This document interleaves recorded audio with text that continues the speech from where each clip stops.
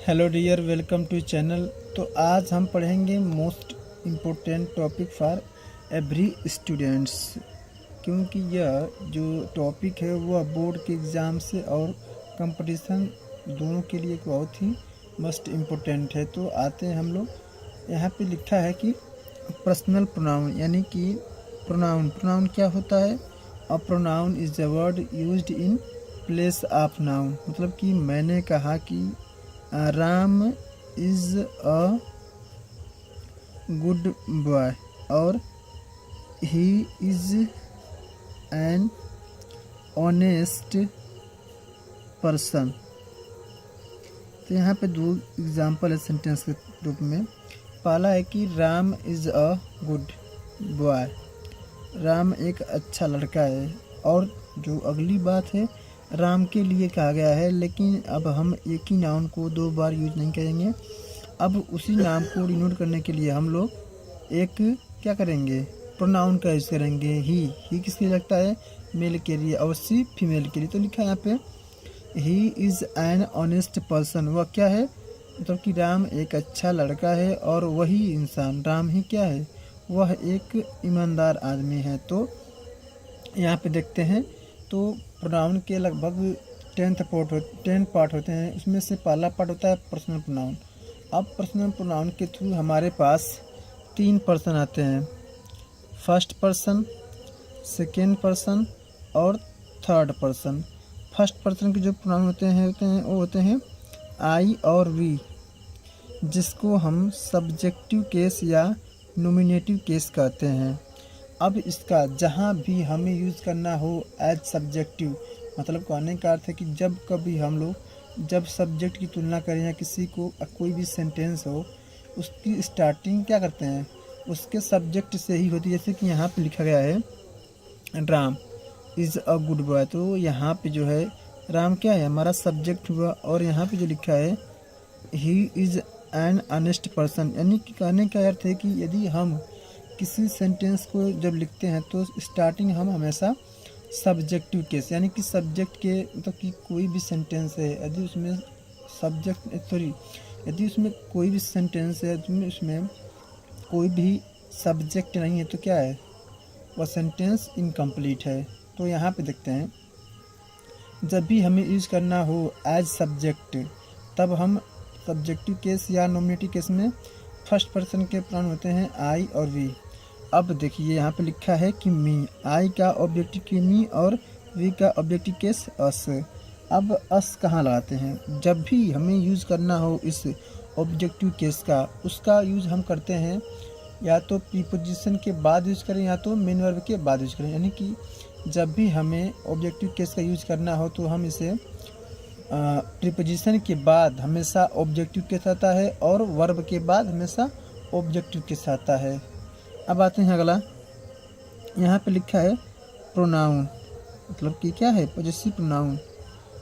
Mine है और ऑर्स है, मतलब कि इस प्रोनाउन के बाद, पॉजेसिव प्रोनाउन के बाद पर्सनल प्रोनाउन के पार्ट होता है पॉजेसिव प्रोनाउन। मतलब कि इसके थ्रू इसके बाद जो है कोई भी नाउन नहीं आते हैं। जैसे कि मैं अगर सेंटेंस बोलूँ कि दिस बुक इज़ माइन, यह पुस्तक क्या है, मेरी है। तो यानी कि यहाँ पे जो इसका यूज हो रहा है पॉजेसिव केस का, किसके लिए है, अपना पोजीशन, अपना अधिकार दिखाने के लिए। लेकिन पॉजेसिव प्रोनाउन के बाद कोई भी नाउन नहीं आता है। लेकिन यहाँ पे एक वर्ड आया है पॉजेसिव डिटरमाइनर, यानी कि पॉजेसिव एडजेक्टिव। इसके बाद नाउन होना अनिवार्य था। जैसे कि यहाँ पे सेंटेंस है दिस इज़ माई बुक। अब यहाँ पे जो माई है वो क्या है, डिटरमाइनर है या पॉजेसिव एडजेक्टिव है, पॉजेसिव एडजेक्टिव है। तो इसके बाद नाउन आ सकता है। लेकिन जब पॉजेसिव प्रोनाउन की बात हो तो उसके बाद कोई भी प्रोनाउन नहीं आते हैं या नाउन नहीं आते हैं। अब देखते हैं सेकेंड पर्सन, यू होता है इसका ऑब्जेक्टिव केस से, मतलब कि जब भी सब्जेक्ट या ऑब्जेक्ट सेकेंड पर्सन यू आए तो उसका दोनों केस समान होता है। सब्जेक्टिव केस में भी यू होता है और ऑब्जेक्टिव केस में भी यू होता है। अब आते हैं, यहाँ पे लिखा है योर्स, ये क्या इसके रिसीव प्रोनाउंस हैं। अब यहाँ पे आता है योर, जिसे कहते हैं कि वो अपना, तुमने अपना कार्य कर लिया है, तो तुमने अपना कार्य कर लिया है, तो you have done your work, यानी कि यू के अपने के लिए योर लगाते हैं।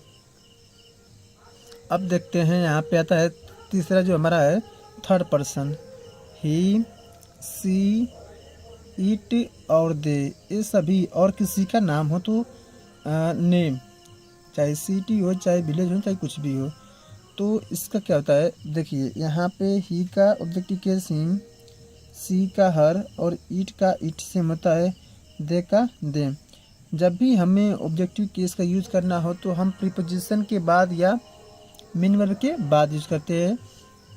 अब यहाँ पे देखते हैं पॉजेसिव प्रोनाउन हर्थ होता है, इट का कुछ नहीं होता है, तो क्या यहाँ पे ये होता है खाली, तो कि यहाँ पे सब कुछ सेम होता है। अब दियर्स होता है पॉजेसिव प्रोनाउन, और दियर क्या है हमारा पॉजेसिव एडजेक्टिव या डिटरमाइनर, मतलब कि मैं और कहूँ हर कहाँ का यूज़ कहाँ करते हैं, जैसे कि उसने अपना कार्य कर लिया है, वो अपना कार्य कर लिया है, यानी कि सी हैज़ डन हर वर्क, यानी कि जब सी के अपने के लिए यानी कि फीमेल के अपने के लिए बताया जाए तो वहाँ पे हम लोग हर का यूज़ करते हैं। क्या यूज़ करते हैं, हर का यूज़ करते हैं।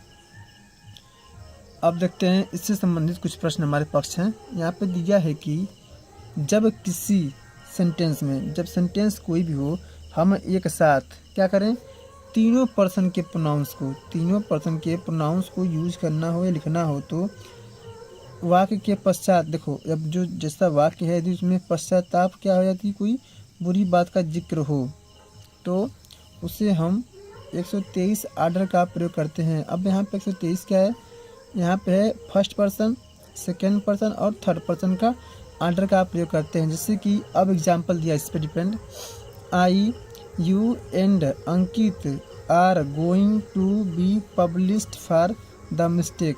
अब यहाँ पे आर क्यों लगा है, सोचेंगे कि आर क्यों लगा, तो यहाँ पे 3 सब्जेक्ट हैं, यानी कि इंग्लिश में 2 ही होते हैं नंबर, एक होता है सिंगुलर और दूसरा प्लूरल। यानी कि सिंगुलर का होता है जब कोई संख्या 1 हो, और प्लूरल जब कोई संख्या 1 से अधिक, तो क्या हो जाता है, वो हो जाता है हमारा प्लूरल हो जाता है।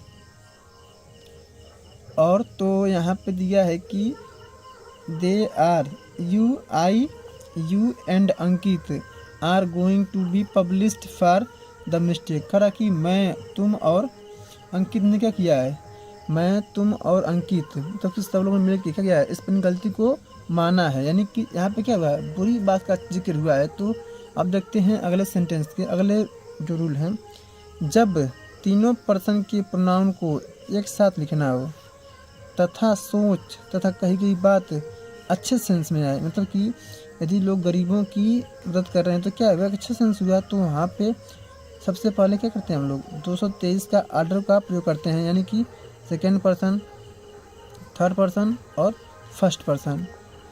कहा अभी देखिए यहाँ पे एग्जांपल दिया कि यू, ही एंड मैं, आई हेल्प द पुअर, तुम, वह और मैं क्या करते हैं, गरीबों की मदद करते हैं। यहाँ पे जो सेंस है हेल्प क्या है, यह एक अच्छी बात है कि गरीबों की मदद करनी चाहिए।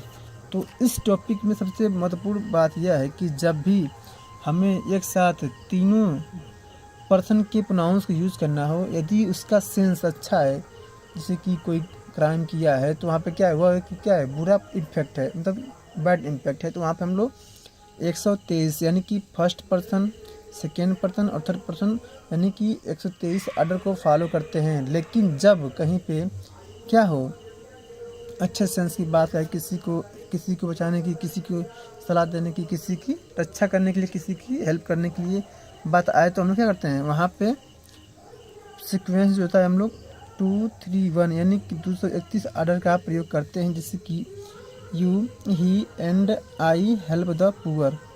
इस वीडियो को पूरी अच्छे से देखेंगे तो आपको बहुत सी चीज़ें जानकारी के लिए मिलेगी। चैनल को लाइक और सब्सक्राइब करें। धन्यवाद।